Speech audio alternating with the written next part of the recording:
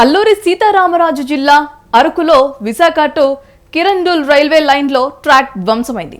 Visakha Kirandul signal railway line Araku railway tunnel number 32A వద్ద railway track ధ్వంసమైంది. చిమిడిపల్లి బొర్రా గృహాల రైల్వే స్టేషన్ల మధ్యలోనూ రైల్వే ట్రాక్ పూర్తిగా ధ్వంసమైంది. బొర్రా సిమిడిపల్లి మధ్యలో 100 మీటర్ల మేర రైల్వే లైన్ ట్రాక్ కొట్టుకుపోయింది. కొండచర్య జారిపడి ట్రాక్ పై వరద ఉధృతి ప్రవహిస్తోంది. రైల్వే శాఖ అధికారులు పునరుద్ధరణ చర్యలు చేపట్టారు. టనెల్ వద్ద ప్రత్యేక లైన్ మెన్ నిఘాలతో రైల్వే రాకపోకలు నిలిపివేశారు.